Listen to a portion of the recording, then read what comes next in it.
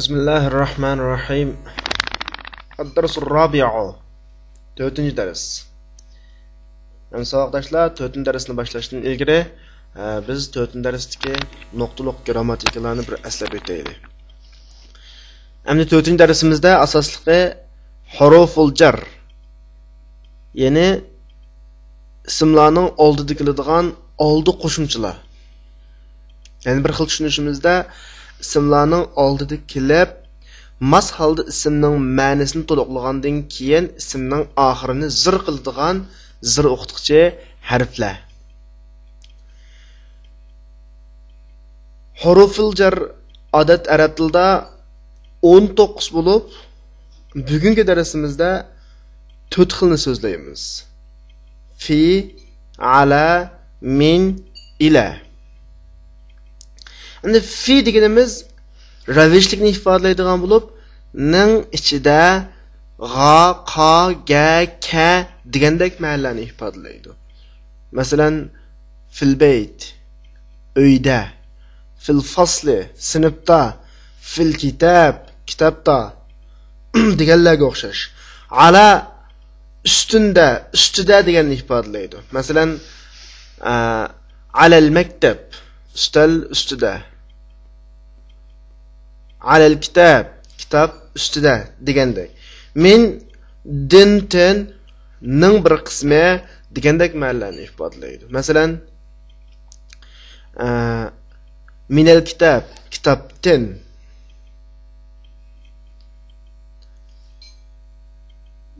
Minad darahim, tangalarning bir qismini, minal kutub, kitoblarning bir qismini yoki kitoblardan degandek.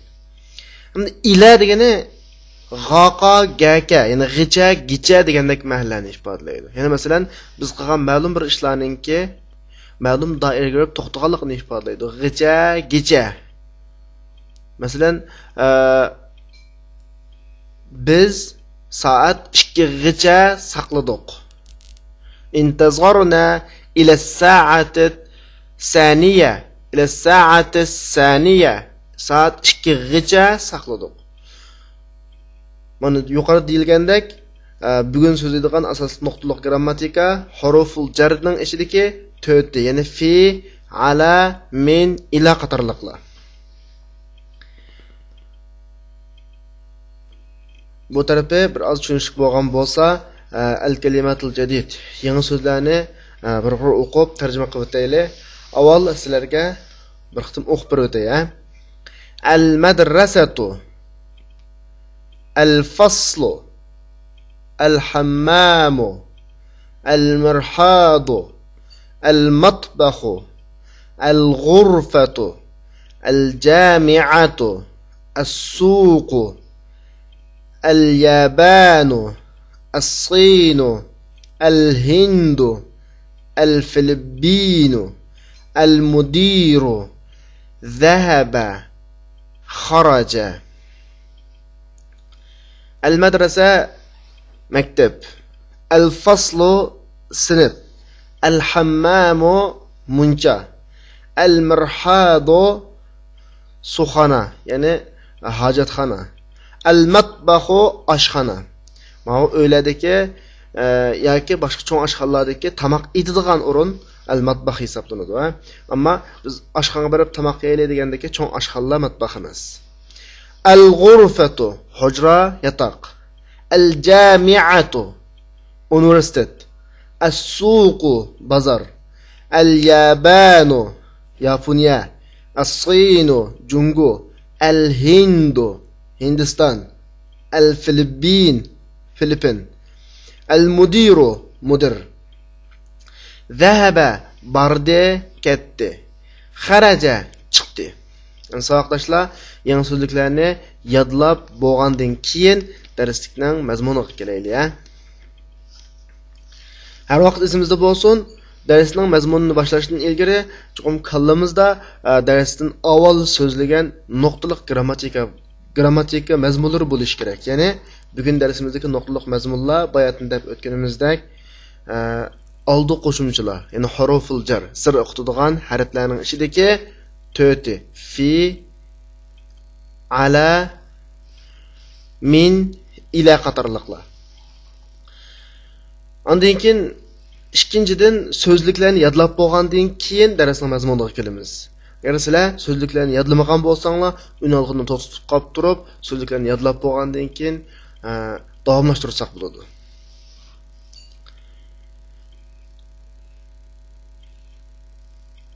To'rtinchi dars. Bayatın deganimizdek nuqtaliq grammatika oldi qo'shiluvchilarning ichidagi 4 harfdir. Dal ashuna asosida avtor bizga misol beryapti. Al-baytu fil bayti. Ya'ni al-baytu biz oldingi darsda o'rgangandek uy degan bo'ladi. Oldiga fi qo'shilgandan keyin fil bayti shakl jihatda al-baytu deb pesh o'qilgan holati fil baytidagi zir holatiga o'zgardi. Ma'ni jihatda al-baytu uy, fil bayti uyda. Al-maktabu ustal, ala al-maktabi ustal ustida. Al-masjidu masjid, fil masjidi masjidning ichida. As-sariru karvat, ala as-sariri karvatning ustida. Ba. Kichikgina dialog bor ekan. Mush dialogni asos qilib biz bugungi darsdagi nuqtaliq grammatikani bir tahlil qilib boqaylik. Ayna Muhammadun huwa fil ghurfati. Ayna Yasirun huwa fil hammami. وأين آمنة هي في المطبخ. أين الكتاب هو على المكتب. وأين الساعة هي على السرير. أين محمد؟ محمد قيرده. هو في الغرفة أو يتقطع. بهذا في ديجان aldı qo'shimchaga ta deb ma'no aytdik. Undan keyin g'urfati fa'ning ta'sirida g'urfatu asli fa'ning ta'sirida g'urfati deb sizlar o'qilyotdi. Va ayna Yasir? Yasirchu, ya'ni Yasir qayerda? Huwa fil hammam. U munchida. Ya'ni fi data ma'nosini ifodalayotdi. Va hammami deb fining ta'sirida hammami sizlar o'qildi. Va ayna Aminatu? Amina qayerda? Hiya fil matbaxi. U oshxonada. Yana o'xshashlar fi data gaqa gaka ma'nosini ifodalayotdi. Undan boshqa fining ta'sirida matbaxi sizlar o'qilyotdi. Ayna al-kitabu? Kitob qayerda? Huwa ala al-maktab. U ustal ustida. Ala ustida degan ma'ni ifodalayotdi. Va alaning ta'sirida maktabi sir o'qilyotdi. Va ayna as-sa'atu? Soat qayerda? Hiya ala sariri. U karvat ustida. Yani ala ustiga ma'ni ifodalayotdi. Sariri alaning ta'sirida sir o'qilyotdi. Endi mush yerda savoqdashga diqqat qilishlik bir nuqta bor. Masalan, biz erlik ismlarni ishlatgan vaqtimizda bununga qaratilgan kishilik almashlar erlik shaklda keldi. Masalan, ayna Muhammad degan vaqtida bununga qaratilgan kishilik almash huwa, ya'ni u degan ma'noda.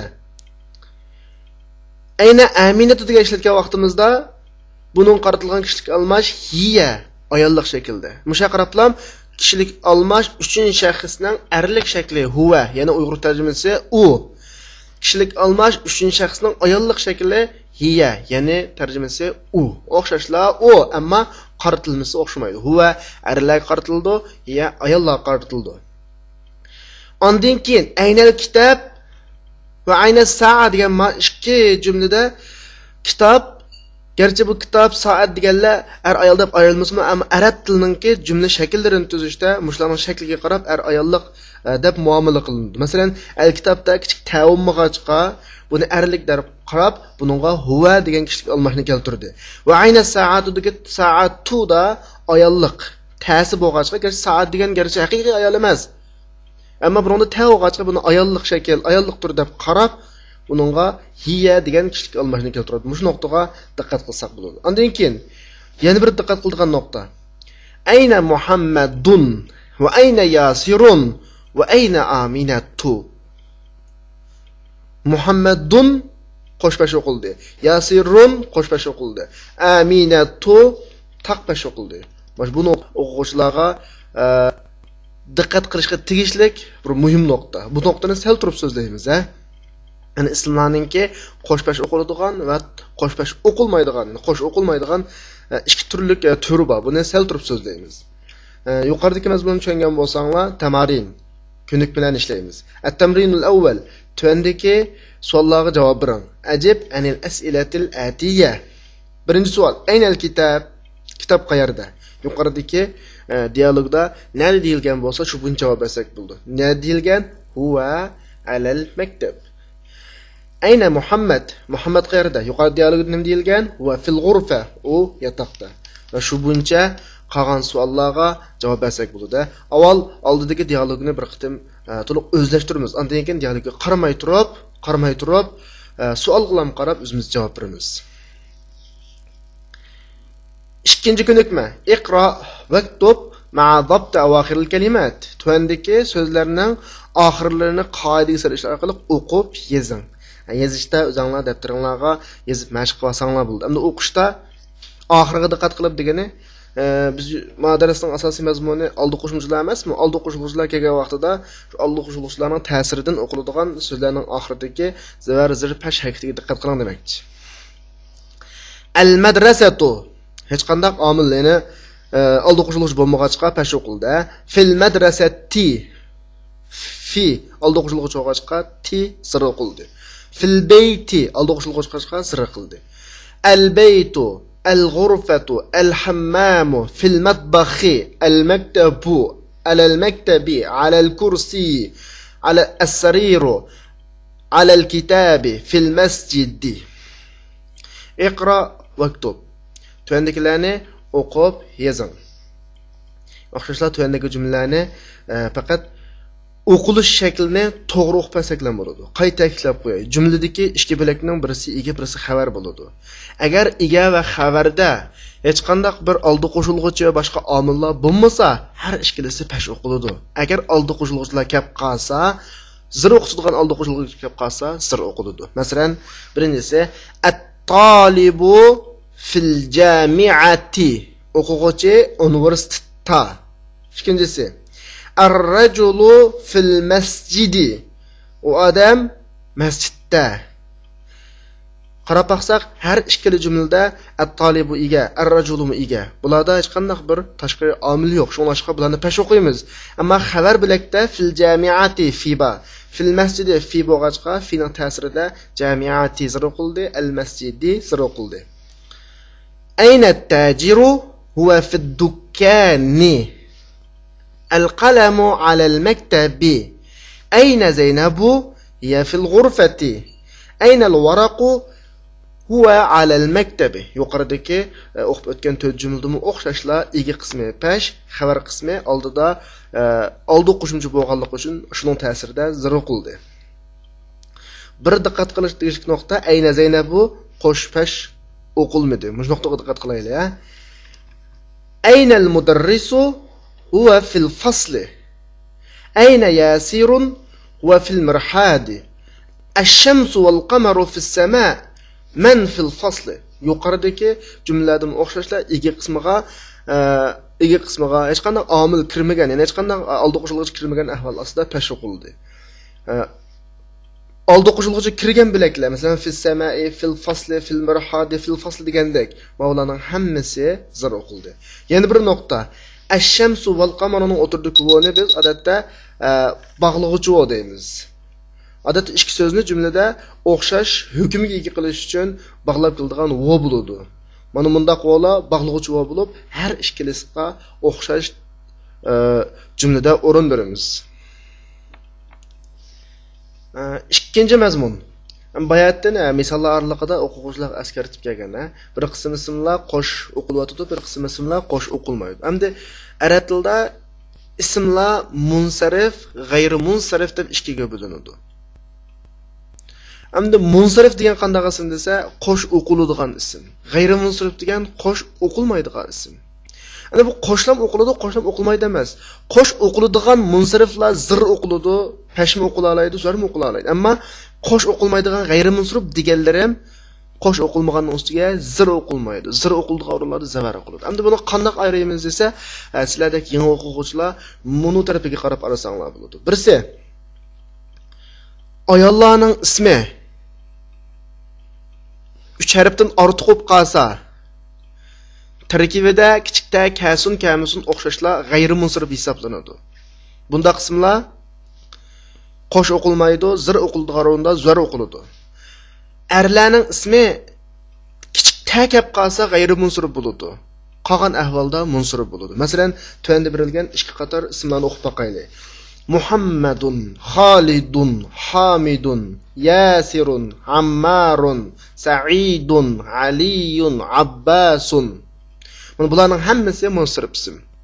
Bular pashma o'qildi, zavarm o'qildi, zirm o'qildi, qo'shma o'qilaveradi. Bu hech qanday odatga biz normal o'qib kelayotgan ismlar qatorida muomala qilsak bo'laveradi. Endi ma tarafdagi Aminatu, Zaynabu, Fatimatu, Maryamu, Aishatu, Khadijatu, Safiyatu, Ruqayyatu qatorli ismlar g'ayri munsarif ismlar. Bular zir o'qiladigan ish to'g'ri kelib qolsa, zafar o'qiladi. Masalan, bayatimiz dars so'zlab o'tgan oldi qo'shimchalar bilan oldiga kelib qolsa, zir o'qilmasdan zafar o'qiladi va qo'sh o'qilmaydi. Mush nuqta kalimiz aydin bo'lishi kerak, ha. Yuqoridagi tushungan bo'lsak, tuandagi mashqni ishlab boqaylik. Iqro vaktub ma'a dabt awakhiril kalimat. Tuandagi so'zlarning oxirini qoidaga solish orqali o'qib yozing. Ya'ni qo'sh o'qiydiganlarni qo'sh o'qing, qo'sh o'qimaydiganlarni qo'sh o'qimang demakchi. O'qib boqaylik. Hamidun, Zaynabu, Aminatu, Ammarun, Saidun, Fatimatu, Maryamu, Aliyun, Khalidun, Abbasun, Aishatu, Muhammadun, Safiyatun, Khadijatu. Ba. Ham tuandagi dialogni biz yuqorida o'rgangan qoidalarimizning hammani yig'inchoqlab bir o'qib chiqaylik. Avval men sizlarga bir qitim o'qib beray, ha. Diqqat qiladigan nuqta al-bayt min al-bayt al-masjid ila al-masjid, ya'ni min bilan ila. Men darsning 5 darsida o'tgan muhim nuqtalar grammatikalar ichidagi oldi qo'shimchalar ichidagi min bilan ila. Min deganimiz dintin. Ila deganimiz g'icha degan ma'noda. Min ayna anta? Ana min al-Yaban. Min ayna Ammarun? Huwa min as-Sin. Wa min ayna Hamidun? Huwa min al-Hind. Ayna Abbasun? Kharaja. Ayna zahaba? Zahaba ila al-mudir. Wa ayna zahaba Aliyun? Zahaba ila al-mirhad. Tarjima qilay, ha. Anma tekst ichidagi, dialog ichidagi bilmaydigan so'zlarni Yaban, Yaponiya, Al-Hind, Hindiston, Mirhad, Oburna. Siz qayerdan? Min ayna anta? Ana min al-Yaban. Man Yaponiyadan. Minning ma'nosini gavdlikroq chiqaylik. Undan keyin Yabani minning ta'sirida zir o'qilyotdi. Va min ayna Ammarun? Ammar qayerdan? Huwa min as-Sin. U Jungudan. Min as-Sin, Jungudan. Minning ta'sirida Sinni zir o'qilyotdi. Wa min ayna Hamidun? Hamid qayerda? Huwa min al-Hind. U Hindistondan. Hindistondan. Min Hindi minning ta'sirida zir o'qilyotdi. Ayna Abbas? Abbas qayerda? Xaraja, chiqib ketdi. Ayna zahaba? Qayerga ketdi? Zahaba ila al-mudir. Mudirning qishig'iga ketdi. Mudirning qishig'iga. Ayna zahaba Ali? Ali qayerga ketdi? Zahaba ila al-mirhad. Ila. Ya'ni u hojatxonaga ketdi. G'a. Ilaning ta'sirida mirhadi zir o'qilyotdi. Ana mushada o'quvchilar so'rab qilish mumkin. Min ila fi ala kelgan ismlar zir o'qiladigan, ammo min ayna deganda zir o'qilmabdi desa, ayna O'zgarmas ismlarning qatoridan arab tilida ismlar ikkiga bo'linadi. O'zgaruvchi ismlar, o'zgarmas ismlar deb. Endi bu to'g'risida inshaalloh navbatdagi vaqtda tafsil so'zlaymiz. Ammo shu aynaning o'zgarmas ism ekanligini izingizni shunday alam tutib tursaqlar hozircha bo'ladi, ha. Tamarin. Mashqlar. Ajib anil as'ilatil atiyya. Tövendeki savollarga javob bering. Min ayna anta? Endi bu o'zingizga qaratilgan savol yoki yuqoridagi dialogga qarasaq ham bo'ladi, ha. O'zimiz javob berishimizcha grammatik shaklda to'g'ri asli javob bersak bo'ladi. Masalan, min ayna anta? Siz qayerdan? Men Qashqardan. Demakchi bo'lsak, ana min Qashqar. Ana minas Sin. Ana min Xinjiang. Shu bilan javob bersak bo'ladi. Anta minal Filippin? Siz Filippindanmi? Agar shundoq bo'lsak, na'am, shundoq. Ana minal Filippin. Shundoq, men Filippindan. Agar yaqulab qolsak, la, ana minas Sin. Yo'q, men Jungodan. degan asos javob bersak bo'ladi, ha. Ikkinchi ko'nikma. Iqro vaktub ma'a zabt awakhiril kalimat. Tuvandagi so'zlarning oxirlarini qoidaga solish bilan o'qib yozing. O'qib boqaylik, ha. Faqat oldiga ila va min kelgan so'zlarning oxiriga diqqat qilsak bo'ladi. Al-ghurfatu minal ghurfati minal hammami al-mirhadu ila al-mirhadi al-yabanu al-filippinu minal hindi ila as-sini. Üçüncü ko'nikma. Iqro vaktub. Tuvandagi so'zlar jumlalarni o'qib yozing. O'qish jarayonida biz yuqori degan qoidalarga diqqat qilsak bo'ladi, ha. Min ayna Fatimatu? Fatimatun emas, tu. Hiya minal hindi. Minning ta'sirida minal hindi. Kharajal mudarrisu minal fasli. Minal fasli. Minning ta'sirida fasli zir o'qiladi. Zahaba ilal mudir. Ilal mudiri. Yani majmuni tarjima qilsam, o'qituvchi sinfdan chiqib, mudirning qishig'iga ketdi. Yani musha kelgan vaqtda bir narsani tushuntirib qo'yish to'g'ri keladi. Pillardan keyin kelgan ism ma'no jihatda pilning egisi bo'lsa, shu ism fa'il hisoblanib pesh o'qiladi. Bu yerda al-mudarris degan ism ma'no jihatda xarajaning egisi. O'qituvchi chiqib degandan keyin chiqqan odam kim? O'qituvchi. Bu fa'il hisoblanib pesh o'qiladi. 3-chi misol. Zahabat tajiru ila dukkan. Savdogar do'konga bordi. 4-chi misol. Kharaja Hamidun minal ghurfa va zahaba ila al-hammam. Hamid yotoqdan chiqib hojatxonaga ketdi. Ya'ni yotoqdan hojatxonaga degan taraflarga diqqat qilsak bo'ladi, ha. Va 5-chi, 6-chi, 7-chi misollarni o'zimiz o'qib, tarjima qilib, yuqorida grammatikalarni tahlil qilib baqsak bo'ladi. 4-chi mashq. Da'fil faraq fi ma yali harfa jarrin munasiban. Tuvandagi bosh o'ringa fil faraq fi ma yali. Fi ma yali degan tuvandagi degan gap, ha. Fil faraq bosh o'ringa da' quyung harfa jarrin. Ne harfi jar ne demekçi? Munasiban, munasib. Tuvandagi bosh o'ringa munosib harf jarni qo'ying. Ya'ni men ila fi ala qatorlardan birini tanlab qo'ysak bo'ladi. Birinchisi al-kitab, chiket, al-maktab. Kitob, ustal. Uyg'ur tasavvur qilib baqsak, kitob ustalning ustida bo'ladi, shundaymi? Ustida degan gapni yuqoridagi harflarni qaysi ifodalaydi? Hala. Ya'ni kitob ustalning ustida. Ammo shu bo'yicha